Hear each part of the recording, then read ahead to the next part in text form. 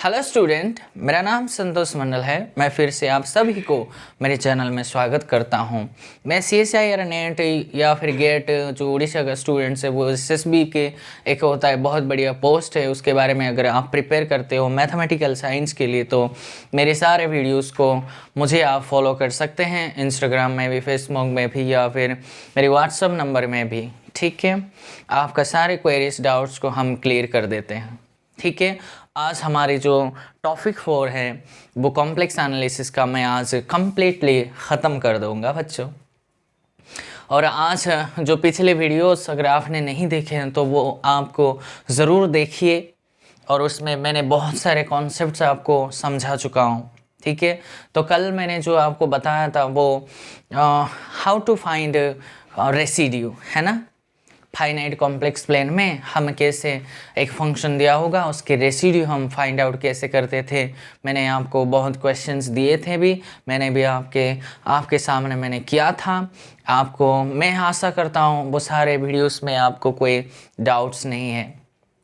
ठीक है बच्चों, तो आज जो मेरी इतने दिनों का जो काम है, जो मेरी मंजिल तक पहुंचना था, वो है कॉची रेसिड्यू थ्योरम। उस पर पहुंचने के लिए मैंने इतने सारे काम किया, तो आज वो दिन आ गया है बच्चों, वो समय अभी आ गया है। तो आज हम कॉची रेसिड्यू थ्योरम का हम पढ़ेंगे। ठीक है, तो वो सेम चैप्टर है और इसका चैप्टर कोई ऐसा नहीं है 4.6 ही। तो एक थ्योरम लिख लो और उसके ऊपर वेरी इम्पोर्टेंस आप लिख लो, क्योंकि यही मेरा मंजिल है। तो वो थ्योरम का नाम है क्या है, कॉचीज रेसिड्यू थ्योरम। ठीक है बच्चों, इसका स्टेटमेंट आप एक बार लिख देंगे।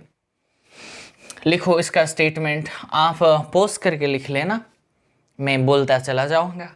ठीक है, तो ये है let D be a simple connected domain. ठीक है, full stop. Let D be a simple connected domain and D है let D be a simple connected domain and आपके पास ये जो सी आपके पास सिंपल क्लोज्ड कंटूर। राइट, क्योंकि कंटूर पहले चैप्टर मैंने बता चुका हूँ, क्योंकि बहुत इंपॉर्टेंट होता है ना बच्चों। तो let D be a simple connected domain and C be a simple closed contour lying entirely within D. Right, तो अगर ऐसा है तो सपोज तीसरा रिक्वायरमेंट्स क्या है, ये फंक्शन एनालिटिक होनी चाहिए।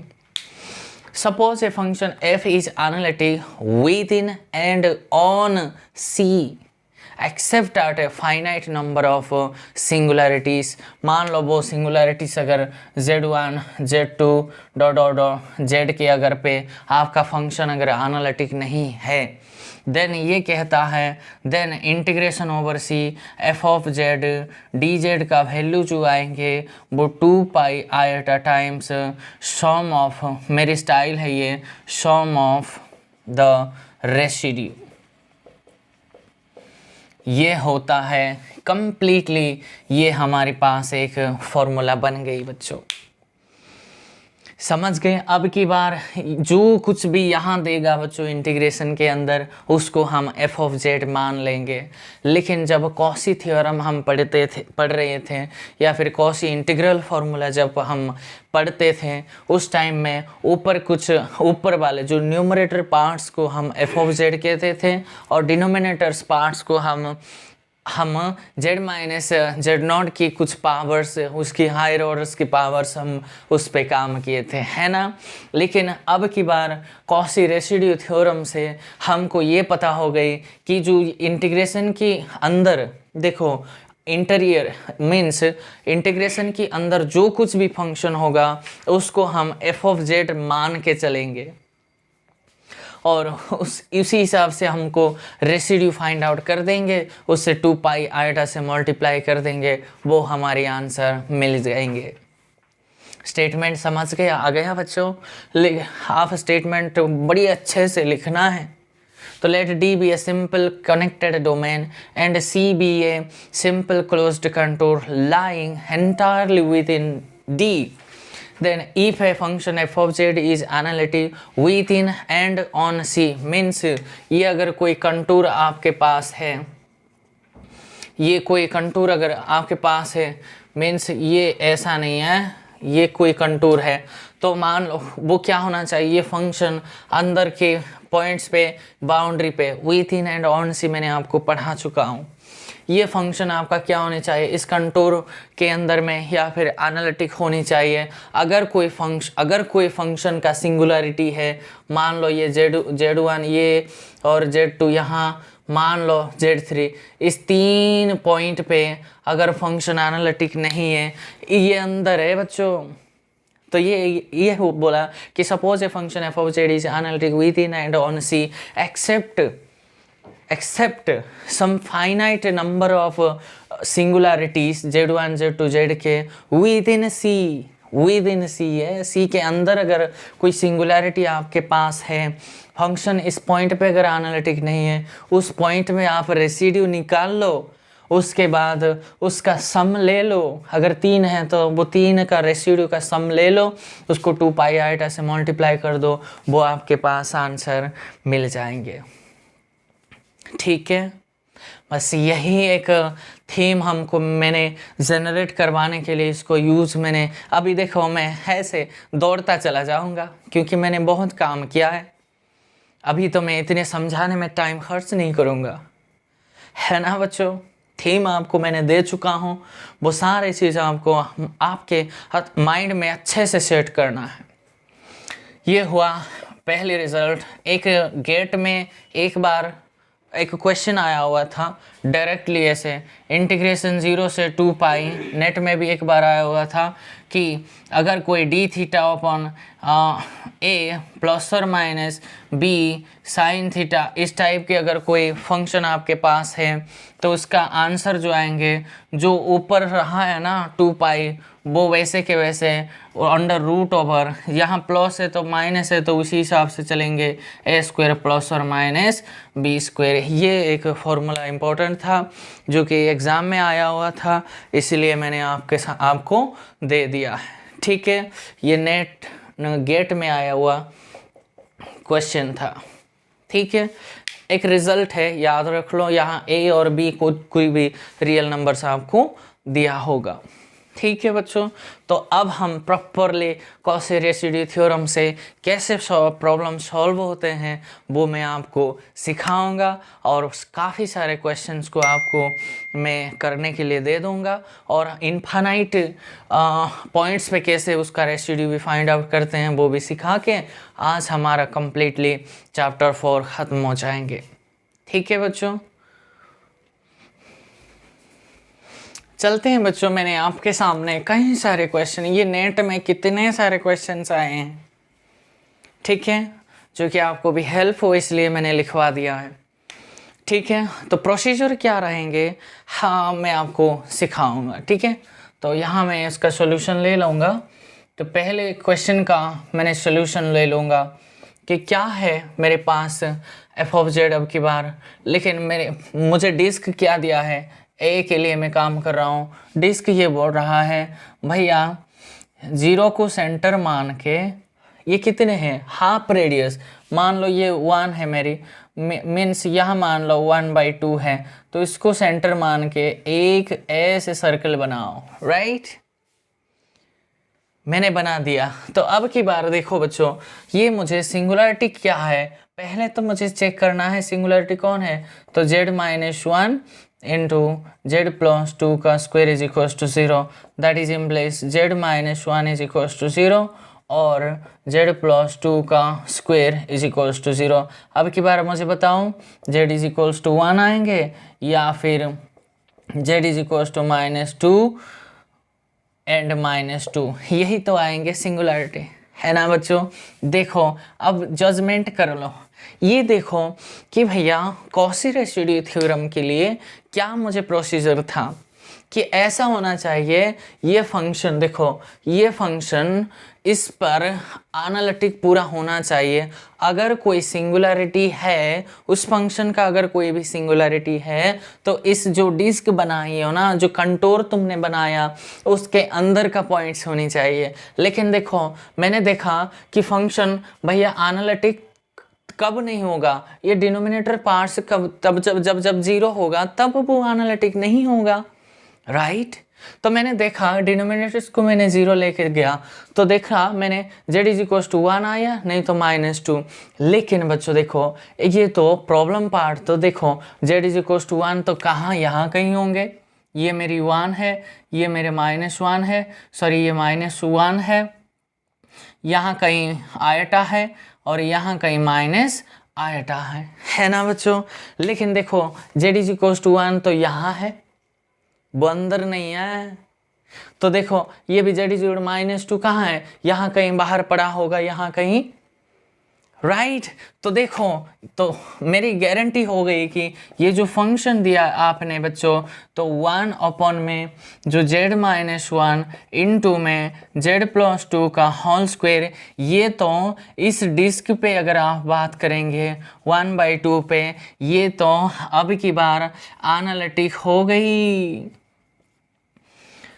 सिंगुलर मीन्स इसका सिंगुलर पॉइंट एक भी नहीं है, एक भी नहीं है। तो रिजल्ट मैंने आपको बताया, अगर कोई फंक्शन आपका एनालिटिक है, देखो मैं इसको दो तरीके से आपको उसका आंसर दे दूंगा। पहले मैंने आपको रिजल्ट दिया था, कोई फंक्शन अगर एनालिटिक है, इस पर देखो, इस पर भी एनालिटिक है, इस पर भी एनालिटिक है ना बच्चों। इनफैक्ट इस कंटोर के अंदर तो ये फंक्शन एवरीवेयर एनालिटिक हो गई, ये पूरे में, है ना बच्चों। इस कंटोर की अगर बात करूँगा तो यस एवरीवेयर एनालिटिक है। तो रिजल्ट मैंने बताया, अगर कोई फंक्शन एनालिटिक है z is equal to z0 पे, इस पर भी एनालिटिक है, इस पर भी एनालिटिक है, तो वो फंक्शन का रेसिड्यू हमेशा ज़ीरो आएंगे, राइट। तो मैंने देखा कि residue of the function f of z पहली बार z इज इक्वल्स टू 1 पे देखा, वो भी ज़ीरो है। और रेसिड्यू मैंने फाइंड आउट किया f ऑफ z और z इज इक्वल्स टू -2, ये भी ज़ीरो है, राइट माय डियर स्टूडेंट। मैं इसका सॉल्यूशन दो तरीके से दूंगा। पहले तो मैं उसका यूज़ करूंगा रेसिड्यू कैसे फाइंड आउट करते हैं, क्योंकि मेरे पास सिंगुलरिटी दो ही था, एक 1 है, एक -2 है। इसके ऊपर मैंने रेसिड्यू फाइंड आउट करने चला, लेकिन वो अंदर का पॉइंट्स नहीं है, तो एवरीवेयर एनालिटिक हो गई, राइट। तो एनालिटिक ये फंक्शन इस डोमेन में, इस कंटोर में वो एवरीवेयर एनालिटिक हो गई, तो उसका रेसिड्यू रिजल्ट कहता है उसका रेसिड्यू हमेशा ज़ीरो आएंगे। तो देयरफॉर आंसर क्या बना बच्चों, इस कंटोर में अगर इस फंक्शन का इंटीग्रेशन करेंगे, वो क्या बोल रहा है, कौशी ने कहा कि इसको 2π आयटा से मल्टीप्लाई कर दो और सम ऑफ रेसिड्यू ले लो, और मैंने 2π आयटा और सम ऑफ रेसिड्यू, एक रेसिड्यू ज़ीरो आया प्लस दूसरे रेसिड्यू भी ज़ीरो, इसका आंसर ज़ीरो आ गए। ये हुआ पहली मेथड। मीन्स अगर आप अभी जो मैंने जनरेट किया है कॉशी रेसिड्यू थ्योरम का यूज़ अगर करना चाहते हो इस क्वेश्चन के ऊपर, तो ऐसे ही करोगे। सेकंड मेथड में आपको समझा दूंगा। मैंने आपको पिछले वीडियोस में मैंने बताया, बहुत सारे पिछले वीडियोस में जो कॉशी थ्योरम मैंने आपको पढ़ाया था, है ना बच्चों। वहाँ कॉशी थ्योरम ऐसा था, if a function f of z is analytic in a simple connected domain D, then for every contour C lying entirely in D, we have, हमारे पास integration over C f of z dz हमेशा zero आएंगे, है ना। यही तो Cauchy theorem था। तो कॉशी थ्योरम यहाँ लग गई, क्योंकि इस सिंगुलर पॉइंट कौन कौन था बच्चों, एक 1 है, एक -2 था। लेकिन ये जो दो सिंगुलरिटी है, इस डोमेन, इस कंटोर के बाहर का पॉइंट है। तो बाहर का पॉइंट है, तो यही तो कॉशी थ्योरम का फ़ायदा है। तो कॉशी थ्योरम लग गई, तो इसके इस फंक्शन को अगर इंटीग्रेशन इस कंटोर की अलोंग में करूँगा, तो हमेशा उसका वैल्यू ज़ीरो ही आएंगे। ओके, ये दो जजमेंट मैंने आपको दे दिया है, आप किसी मेथड से भी कर सकते हो। ठीक है, ठीक है बच्चों, इस कंटूर के लिए हमारा ख़त्म हो गए। अब की बार ये कंटूर चेंज हुआ है। ठीक है, अब की बार बी के लिए मैं कंटूर कैसे बनाऊंगा। अब 0 को सेंटर मान के 3/2 कितने होगा बच्चों, 3/2 1.5 होगा, राइट। 1.5 मीन्स ये मान लो 1 है तो 1.5 समथिंग यहाँ कहीं आएंगे। मैंने ऐसे एक 1.5 रेडियस का एक मैंने सर्कल बना दिया 0 को सेंटर मान के। ये अब की बार मेरी कंटूर है। ठीक है, फंक्शन अभी भी वही है।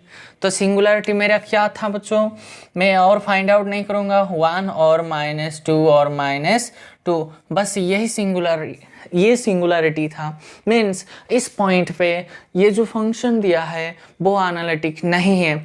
लेकिन मैं देखूँगा कि देखो -2 तो भैया यहाँ कहीं होंगे, सॉरी ये कहाँ, ये -2 यहाँ कहीं होंगे, तो इस पर तो कोई मुझे दिक्कत नहीं है एनालिटिसिटी के लिए, वो तो एवरीवेयर एनालिटिक, लेकिन इस पर मुझे प्रॉब्लम है। तो ये जो यहाँ कहीं 1 होगा, है ना बच्चों, यहाँ 1 है, यहाँ -1 है, राइट माय डियर स्टूडेंट्स। तो ये कॉची रेसिड्यू थ्योरम लग जाएगी यहाँ, राइट।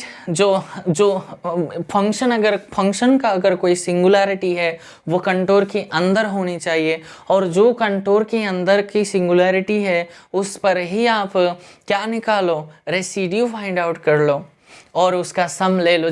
कितने पॉइंट्स है, सिर्फ एक ही पॉइंट है, तो एक ही पॉइंट है, तो मुझे बताओ z = 1 क्या है बच्चों, ये सिंपल पोल है क्योंकि ऊपर भी 0 नहीं है, ये सिंपल पोल्स बन गई, राइट। तो उसके लिए रेसिड्यू मैंने कल बताया था आपको, residue of the function f of z at z = 1 क्या होगा, limit z tends to 1 into में z - 1 into f of z कितना है 1 अपॉन में z - 1 इंटू z + 2 का होल स्क्वायर। यही तो था सिंपल पोल्स के लिए। इनफैक्ट आप इसको स्पेशल पोल्स में आप मत रखो क्योंकि ये प्रोडक्ट करने में, डेरिवेटिव करने में प्रॉब्लम होगा। कल मैंने बहुत सारे बातें आपको बताई, है ना बच्चों। तो चलिए फिर इसका रेसिड्यू फाइंड आउट कर लेते हैं। लिमिट z टेंड्स टू 1, और मुझे बताओ ये इससे कैंसिल हो गई तो बचा क्या, z + 2 का होल स्क्वायर। अब की बार आंसर मुझे मिल गई, तो z को 1 रख दो तो क्या आएंगे 1 + 2 का होल स्क्वायर, दैट मीन्स 3 का स्क्वायर 1/9 आ गई, राइट माय डियर स्टूडेंट। क्योंकि इस पॉइंट पे ये फंक्शन एनालिटिक है, तो रेसिड्यू अगर मैं फाइंड आउट करने जाऊँ तब भी 0 आएंगे, तो मैं क्यों कष्ट कर लूँ, क्यों टाइम वेस्ट कर लूँ उसके ऊपर, क्यों मेरी एनर्जी को वेस्ट करूँ। Are you getting my point students. तो इस पर मैं और फाइंड आउट नहीं करूँगा क्योंकि ये बाहर का पॉइंट है। मुझे तो सिंगुलरिटी, अगर फंक्शन का कोई सिंगुलरिटी अंदर है उस पॉइंट पर मुझे रेसिड्यू कैलकुलेट करना है बस, और अंदर सिंगुलरिटी एक ही है, वो है 1। ठीक है बच्चों, तो उस पर मैं चला, तो देयरफॉर मुझे क्या बोल रहा है, इंटीग्रेशन ओवर c, अगर f ऑफ z करूँगा तो पूरी को अब f ऑफ z है ये, तो क्या रिजल्ट कहता है भैया, उसको 2πi से मल्टीप्लाई कर दो, सम ऑफ द रेसिड्यू ले लो। सम भैया एक ही रेसिड्यू है, वो है क्या 1/9 है, राइट माय डियर स्टूडेंट्स। तो इसका आंसर क्या बन गई 2πi/9, ये मेरी आंसर बन गई। ठीक है, अब बात समझ रही हो, इसमें कोई प्रॉब्लम है आपको। तो अब पार्ट सी के लिए हम बात करेंगे। चलते हैं पार्ट 3 पे। इसका हो गया, अब इसका में करेंगे, लेकिन इसका कंटूर तो पहले ड्रॉ कर लो बच्चों। ये क्या कह रहा है, 0 को सेंटर मान के 3 रेडियस का एक सर्कल ऐसे बनाओ। मान लो ये 3 है, ये -3 ये 3 आयटा है, ये -3 आयटा, ये 0 है।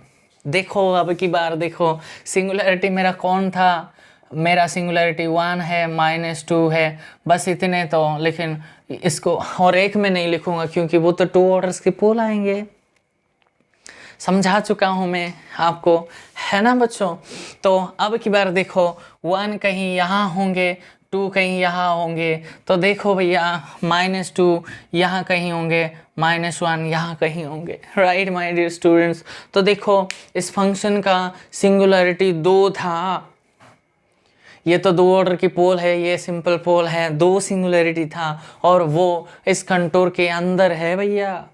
तो प्रॉब्लम पार्ट्स अंदर है, तो अंदर है जो प्रॉब्लम क्रिएट करता है, जो सिंगुलरिटी पॉइंट है उस पर आप रेसिड्यू निकाल लो, है ना बच्चों। तो मैंने निकाल चुका हूँ NOW now residue of the function, sorry residue of the function f of z at 1 पर मैंने निकाल चुका हूँ। वो अभी मैंने निकाला था, वो 1/9 आया था। अब मुझे residue of the function f of z किस पर कैलकुलेट करना है, z इज इक्वल टू -2 पर। वो क्या आएंगे मुझे बताओ, ये जो सिंगुलरिटी आया वो क्या है बच्चों।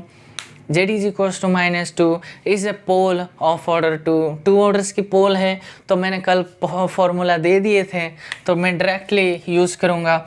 तो वो क्या हो रहा था बच्चों, 1/n-1 factorial into limit z tends to -2 into में derivative n-1 times, that means एक बार डेरिवेटिव करना है किसको, z not, this means z+2 का होल स्क्वायर इंटू में फंक्शन 1/z-1 इंटू z+2 का होल स्क्वायर। यही तो था, और क्या था बच्चों, ये इससे कैंसिल हो गई। अब की बार मुझे बताओ, ये 1/1 फैक्टरियल तो 1 ही होता है, तो मैं उसको नहीं लिखूँगा। लिमिट z टेंस टू -2, इसका डेरिवेटिव 1 - z का डेरिवेटिव क्या है, राइट। तो इसका डेरिवेटिव क्या आएंगे बच्चों। तो अब की बार इसका derivative second function into derivative of first, तो 0 minus first function into derivative of second, this means 1 upon में second square, that means z-1 का स्क्वायर। अगर आपका कुछ ध्यान हो तो आप ऐसे भी तो डायरेक्ट कर सकते हो, d/dx ऑफ 1/x का डेरिवेटिव क्या है, -1/x स्क्वायर तो है ना।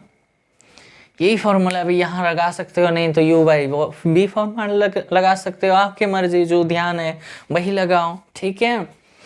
तो अब की बार मुझे बताओ, क्या ये अभी यूज़ कर सकते हैं जी।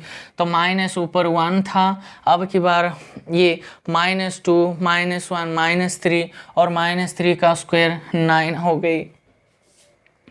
देयरफॉर इस फंक्शन का इंटीग्रेशन में फंक्शन नहीं लिखूंगा, सीधा ही मैं f ऑफ z लिख दूंगा, क्योंकि f ऑफ z मेरा ये पूरा अब की बार मान लेंगे।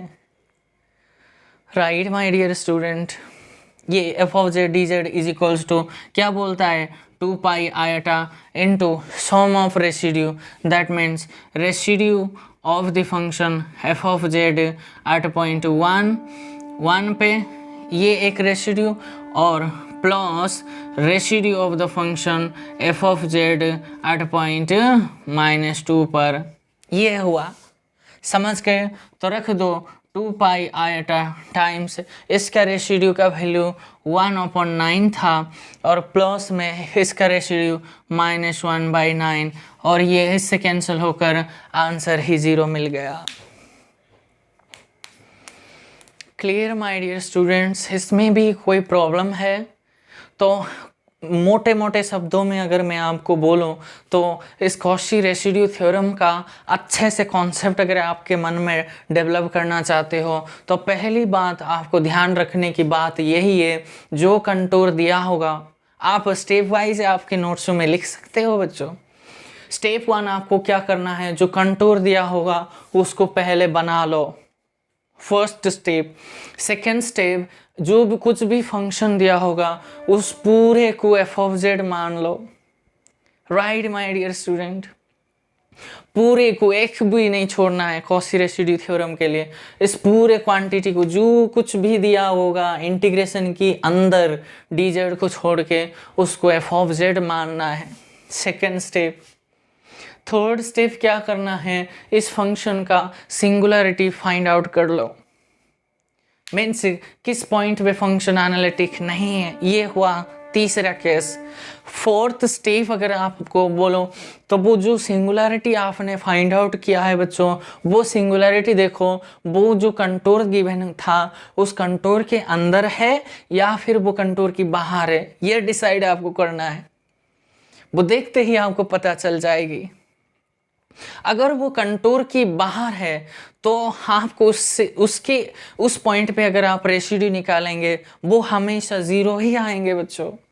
थ्योरम है, मजाक के थ्योरम थोड़ी ना मैं पहले ही दे चुका हूँ, समझ गए हो। अगर वो जो सिंगुलरिटी जो आपने फाइंड आउट किया जिस पॉइंट पे फंक्शन एनालिटिक नहीं है वो अगर इस कंटूर के अंदर है ना, उस पर आप रेसिड्यू निकाल लो। और रेसिड्यू निकालने के लिए मैंने पिछले वीडियोस में आपको डिटेल में मैंने बात किया है, इसीलिए यहाँ क्यों मैं बात करूँ। और are you getting my points my dear students. जितने भी सिंगुलरिटी इस कंटूर के अंदर है उतने ही रेसिड्यू आप फाइंड आउट कर लो। और इतने करने के बाद इस फंक्शन का इंटीग्रेशन अगर आपको चाहिए तो वो 2 पाई आयटा के साथ जितने भी रेसिड्यू है, जितने भी सिंगुलरिटी अंदर है उस पर आपने रेसिड्यू निकालो, उसका सम कर दो और उसके साथ 2 पाई आयटा मल्टीपल कर दो, वो आपके आंसर आ जाएंगे। वेरी इजी है। लेकिन अगर मैं यहाँ एक झटके में मैं जंप कर लेता, हवा में उड़ उड़ कर यहाँ मैं गिरता तो आपको भी कहाँ गिरा देता, है ना। अभी बात समझ आ गई कैसे काम करना है। तो इस सारे क्वेश्चंस के ऊपर आपको कोई डाउट है? कंटूर बनाना तो आता है ना, मैंने सिखा चुका हूँ छोटे क्लासेस में, है ना। ये होता है Z0 सेंटर ये है और ये रेडियस है, इस हिसाब से आपको एक कंटूर बनाना है। और जिसको कंटूर ही बनाना नहीं आएंगे ये तो गड़बड़ हो ही जाएंगे। समझ गए हो बच्चों, कम से कम तो कंटूर बनाना तो आना चाहिए, सर्किल ही तो है। और क्वेश्चन फ्रिक्वेंटली आते हैं बच्चों, यहां से तो एब्सेंट नहीं होगा। क्लियर। इसमें इतने सारे क्वेश्चंस में आपको मैं आशा करता हूँ आप सभी इस क्वेश्चंस को करेंगे, लेकिन फ़िलहाल मैं आपको इस क्वेश्चंस को एक बार कर लेता हूँ, ठीक है। चलते हैं बच्चों। मैंने आपको थीम समझा चुका हूँ, कैसे कॉची रेसिड्यू थ्योरम का यूज़ कैसे करेंगे, उसका प्रोसीजर मैंने इतने अच्छे से बताया, राइट बच्चों। और इसमें भी आप अगर आपको दिक्कत आते हैं, प्रॉब्लम्स आते हैं तो रामानुजन साहब को बुलाना पड़ेगा, है ना, ठीक है। तो अब एक थीम में आपको जनरेट करवाऊंगा। यह है कि देखो आपके पास अगर ऐसे हैं, अगर आपके पास Z=Z0 पर अगर आपका सिंपल पोल है तो मैंने उसके लिए रेसिड्यू कैसे फाइंड आउट करना सिखाया है। अगर पोल ऑफ ऑर्डर n है उसके लिए भी फॉर्मूला था। लेकिन बच्चों अगर आपके पास Z=Z0 पे अगर रिमूवेबल पोल्स है उसके लिए तो रेसिड्यू 0 है, मैंने रिजल्ट दे चुका हूँ। लेकिन Z=Z0 पे अगर एसेंशियल सिंगुलरिटी आ गई उसके लिए बात किसी ने भी नहीं किया ना, तो उसके लिए और कुछ प्रोसीजर नहीं है बच्चों। रेसिड्यू निकालने के लिए आपको वो फंक्शन को एक्सपांड ही करना होगा। और एक्सपांड करने के बाद जिस कंटूर में आपको बात करने के लिए बोला उसको उस Z1/Z-Z0 का जो कोफिशिएंट है वो होता है रेसिड्यू। तो मैं ये तो सारे क्वेश्चन बहुत ईजी है, आप तो कर सकते हैं ना बच्चों। लेकिन ये वाला थोड़ा मैं 7th क्वेश्चन को मैं आपके सामने करने जा रहा हूँ, वो ध्यान से सीखना है, नेट में कई बार आए हुए एग्ज़ाम है, सॉरी क्वेश्चन है, ठीक है। तो अब की बार मेरे पास f ऑफ z क्या है बच्चों, f ऑफ z है मेरे पास ZQ इंटू e⁻⁻⁻⁻² है, ठीक है, इसको तो आप ऐसे भी लिख सकते हो जेड क्यू अपॉन में ई की पावर 1 अपॉन जेड स्क्वायर, इससे क्या प्रॉब्लम है। और पहली कंटूर में मैं बात करता हूँ तो उसको 0 को सेंटर मान के उसने 5 रेडियस का एक सर्कल बनाया है। ठीक है, अब की बार ये मेरी 5 है, ये मेरी 5 आया, सॉरी -5 है, और मैं सिंगुलरिटी फाइंड आउट करूँगा ना बच्चों, लेकिन मैं जानता हूँ e⁻z कभी भी 0 नहीं होगा हर एक z के लिए। बटे मुझे गिनना है, इस बटे के लिए मैंने देखा सिंगुलरिटी नहीं है। राइट माय डियर स्टूडेंट, ध्यान से सीखना है। लेकिन ये भी तो एक बटे हैं, तो उस बटे के लिए मैंने गया तो उसको ऐसे तो लिखेंगे e⁻f की टाइप का ये है। सिर्फ z=0 पे पोल है, 2 ऑर्डर्स का पोल है z=0 पे, लेकिन उससे मुझे ऑर्डर का मैटर नहीं करता। ये z=0 पे पोल है तो ये पूरे क्वांटिटी के लिए क्या बनेंगे, एसेंशियल सिंगुलरिटी। देखो ये ट्विस्ट आ गई क्वेश्चन के अंदर। ठीक है बच्चों, तो अब देखो मैं यहाँ लिख दूंगा, मैंने डिटेल में बात किया इसीलिए मैं सिंगुलरिटी के ऊपर इतने नहीं काम कर रहा हूँ। z=0 is an essential singularity हो गई। एसेंशियल सिंगुलरिटी हो गई तो मुझे थीम बताओ, क्या करेंगे क्या नहीं करेंगे सर, उसको एक्सपांड ही करेंगे इस फंक्शन को। किसके अबाउट, 0 के अबाउट, क्योंकि ये दिया है इसी के अबाउट ही करना है।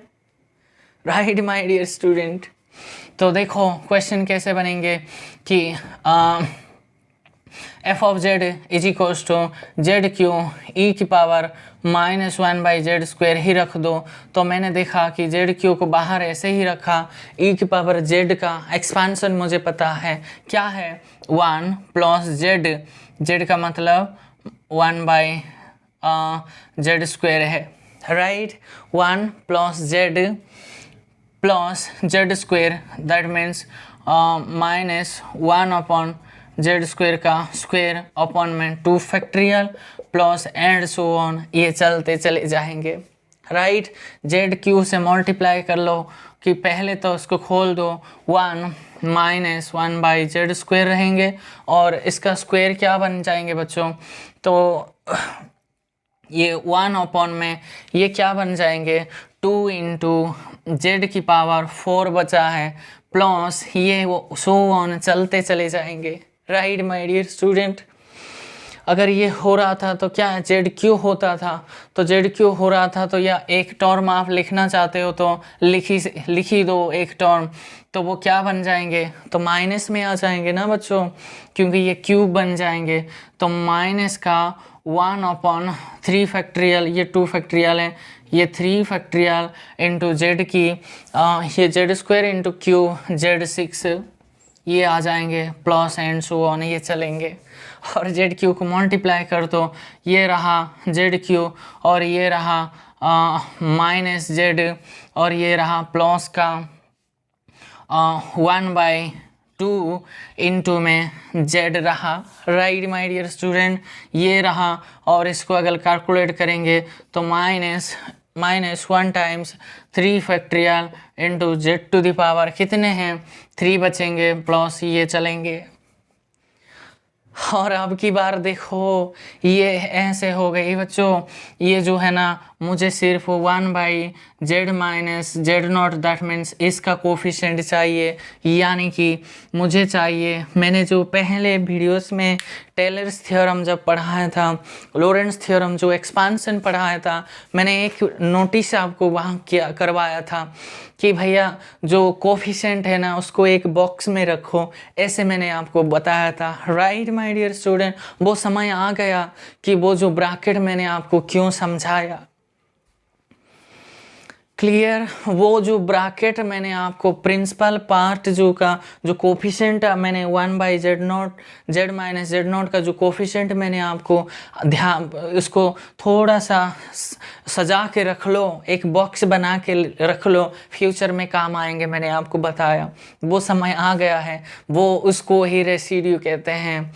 तो मुझे बताओ तो जो रेसिड्यू आएंगे इस फंक्शन का, residue of the function F of Z at Z is equals to 0 पे, वो और कुछ नहीं है, ये कोफिशिएंट ऑफ 1/z का है। कितने आसान बन जाते हैं बच्चों क्वेश्चन। तो 1/z का कोफिशिएंट कितना है, 1/2 है। देखो क्वेश्चन कितने आसान होते चले गए, जब थीम आपको समझ आ जाए। तो देयरफॉर फंक्शन का integration over C F of Z क्या हो गया, डी जेड। मेरे पास रेसिड्यू आ गई, तो क्या बोल रहा है, 2 पाई आयटा से सम ऑफ द रेसिड्यू, एक ही रेसिड्यू था वो 1/2 है, वो ये इससे कैंसिल होके आंसर मेरा पाई आयटा आ गई। Are you getting my points, my dear? All students who are preparing for this beautiful exams called CSIR NET or GATE or anything else you can give an M. Clear? चलते हैं इस पर आप काम कर सकते हैं। फंक्शन का एक्सपेंशन देखो, मैं यूं ही मैं करवा दूंगा, यहाँ ही करवा दूंगा इसका सोल्यूशन, एक ही झटके में, एक ही तो लाइन में ख़त्म हो जाएंगे। और इसका कंटूर पहले मुझे बनाना है, आप बना सकते हो इसका कंटूर। ये सेंटर कौन है, अब की बार माइनस आयोटा है, यहाँ कहीं होगा माइनस आयोटा, इसको सेंटर मान के 2 रेडियस का है बनाना है। तो ये रहा 1 2 मीन्स ऐसे कुछ सर्कल बनेंगे। ये हुआ -2 आयटा, ये हुआ -3 आयटा। बात समझ रहे हो बच्चों? कंटूर को सही से बनाना है, यूं ही नहीं कि ऐसे ऐसे घुमा दिया, नहीं भैया, समझ गए हो? तो रेसिड्यू मैंने क्यों निकाला, क्योंकि ये 0 अंदर का पॉइंट्स था, अभी भी तो 0 अंदर का पॉइंट है, राइट? क्योंकि z is equal to 0 is the essential singularity मुझे मिला था। पोल्स के चक्कर में, ऑर्डर के चक्कर में नहीं आएंगे, एसेंशियल सिंगुलैरिटी आया तो मेरे पास देखो अभी एक्सपांड कर सकता हूँ क्या, बिल्कुल कर सकते हैं, क्योंकि ये जो पॉइंट है वो कंटूर के अंदर है।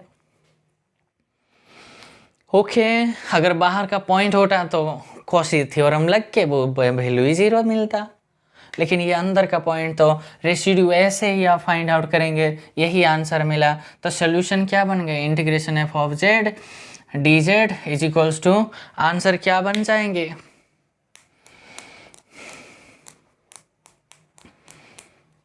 बात समझ रही हो? ऐसे ही आपका थीम यही चलेंगे। ओके ठीक है बच्चों। तो अब भी देखो इसका अगर मैं करूं, देखो अब की बार देखो कहाँ से ये कंटूर हो गए ना बच्चों, ये कर सकते हैं ना भैया, ये तो 2 पाई आयटा है इंटू रेसिड्यू 1/2 है, अभी भी तो पाई आयटा आंसर आया।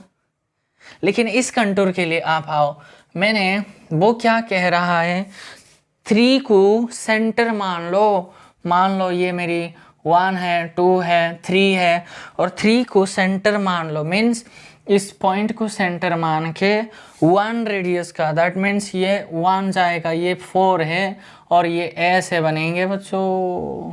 कंटूर तो को बनाना आना चाहिए, समझ गए हो? ये अब की बार मेरी कंटूर है, ये 3 है, ये मेरी 2 है।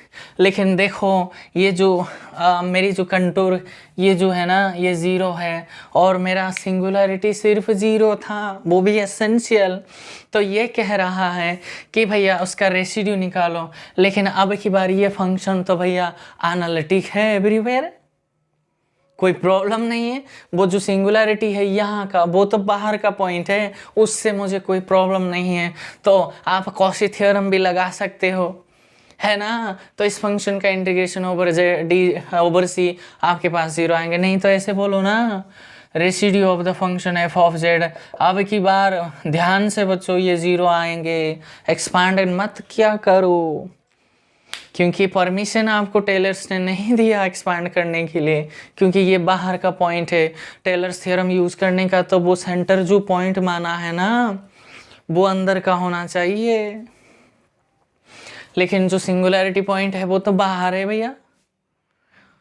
ओके, तो अब की बार क्या आएंगे, integration over C F of Z D Z आपके पास 2 पाई आयटा इंटू में 0, ये ही आंसर आपको।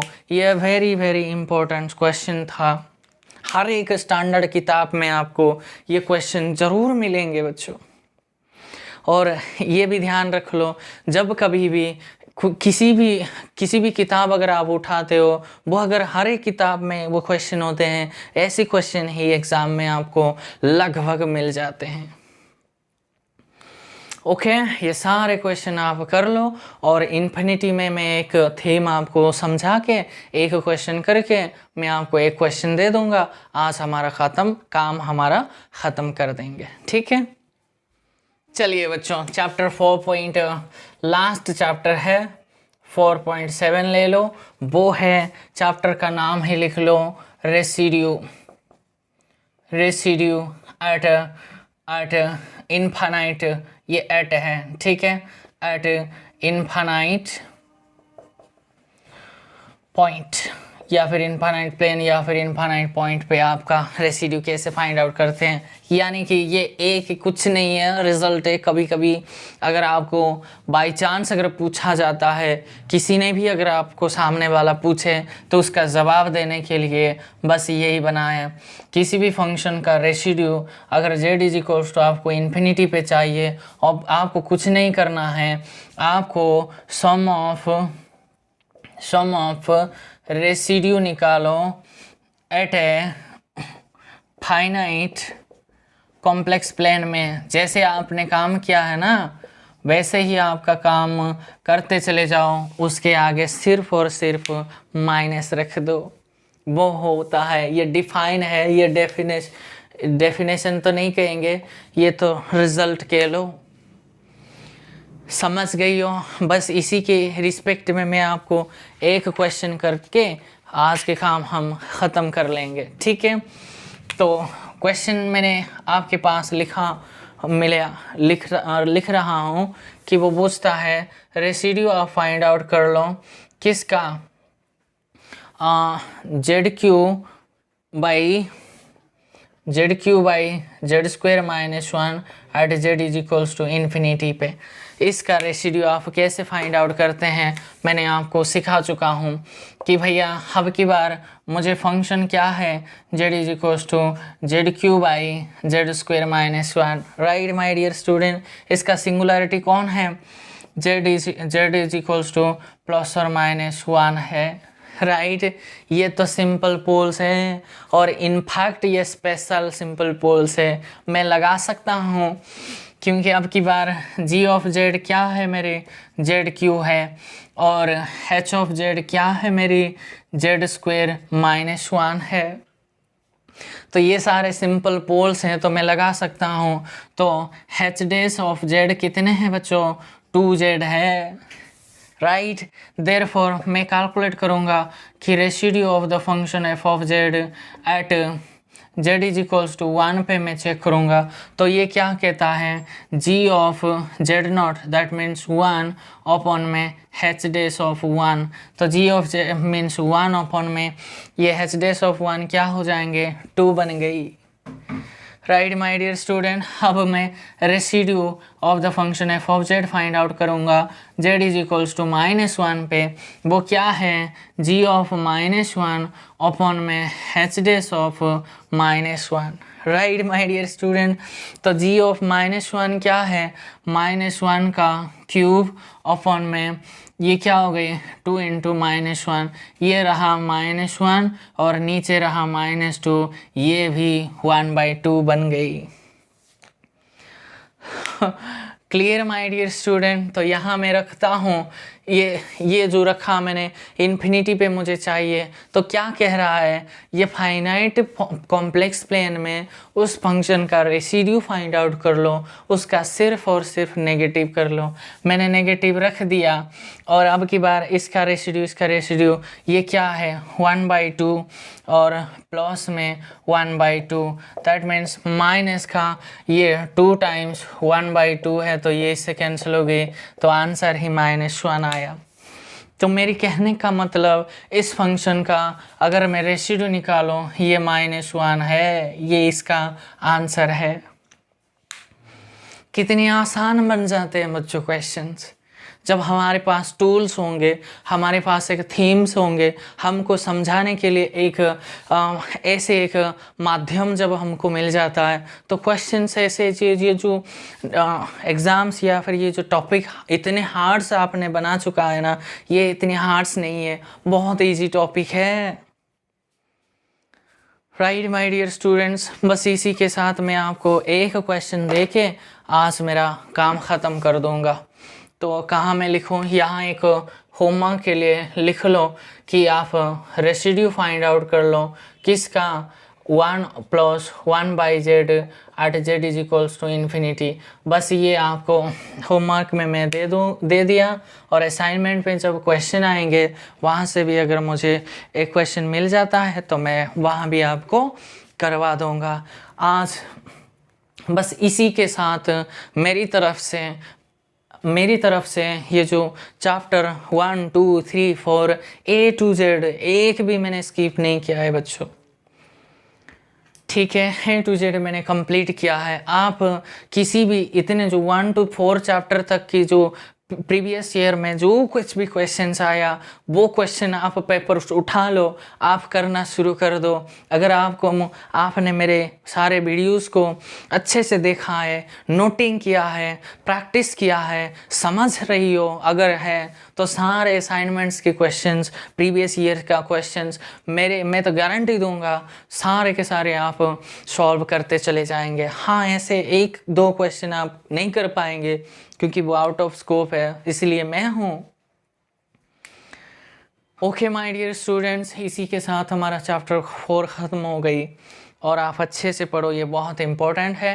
नेक्स्ट क्लास हम चैप्टर 5 करेंगे, 2 क्लास लगेंगे, चैप्टर 6 भी 2 क्लास लगेंगे। इसी के साथ कॉम्प्लेक्स एनालिसिस हमारा ख़त्म हो जाएंगे। Okay my dear students, thanks for watching my video. Stay connected and stay tuned. Thank you.